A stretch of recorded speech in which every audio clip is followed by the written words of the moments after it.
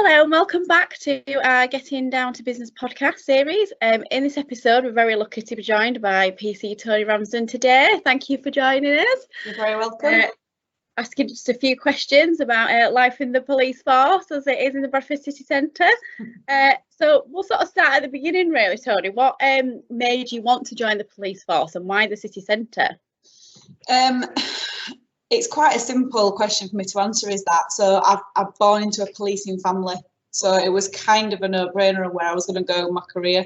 My dad is my hero, as cheesy as that sounds, and I always wanted to follow in his footsteps, and here I am.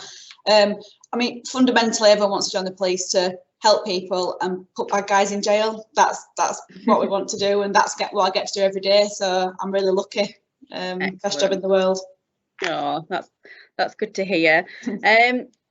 Obviously, recently, in the last sort of 3 months or so, you were assigned the role of top of town constable. How has that been going, and what impact has that had on the top of town?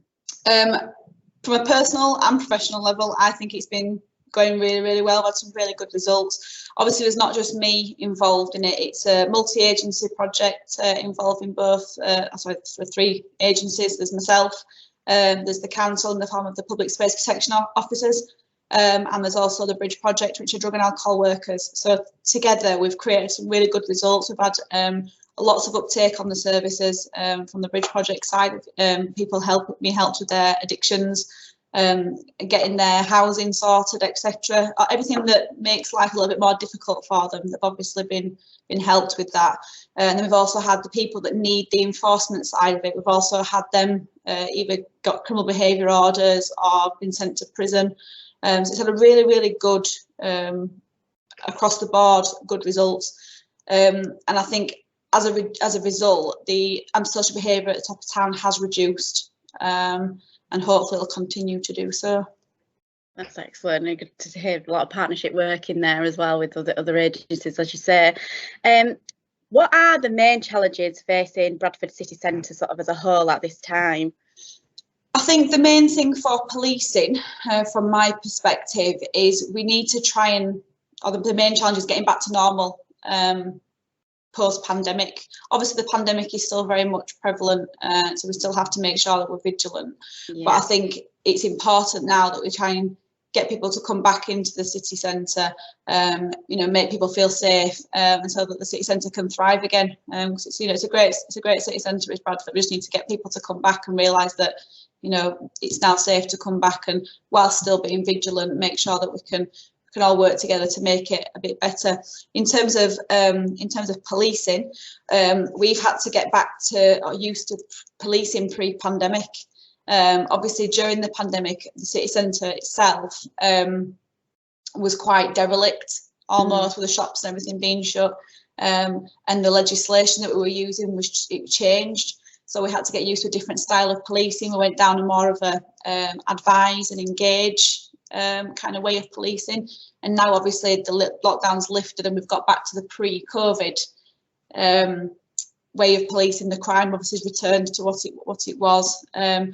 We've got to try and adjust ourselves to get back to the enforcement side of it. So it's kind of just managing that transition, really. But obviously, we'll succeed, as we always do. Absolutely. That's great. And how our businesses and the public in general, how are they best in helping the police to reduce crime? Obviously, there's things that they can do to help you as the police force as well. Absolutely. We always say that the public are like the unofficial police because they see a lot more than we do. Obviously, I wear a high vis vest. If someone out there is doing something that they shouldn't be, they're going to see me well before I see them sometimes. So the public might see things that we don't. So the main message that I can give to the public is report it. Even if you think it's something minor, that might be that last piece, that jigsaw puzzle that we need to put something together to make us realise, oh, that's the suspect that's been involved in X, Y and Z. It's really important. It might not seem like anything to them, but it might be something to us. And there's a number of different ways that they can report it. You've obviously got 999 for emergencies. We've got 101 to speak to an operator for the non-emergencies. We've also got the online reporting form. There's also a chat facility as well. And you don't always have to ring the police if you're not comfortable ringing the police, which I know a lot of people don't want to do that. they can also ring Crime Stoppers. That's an anonymous way of reporting. There's a number of different ways that they can do it, and I think taking one of those options is the best solution. Report it, just report it.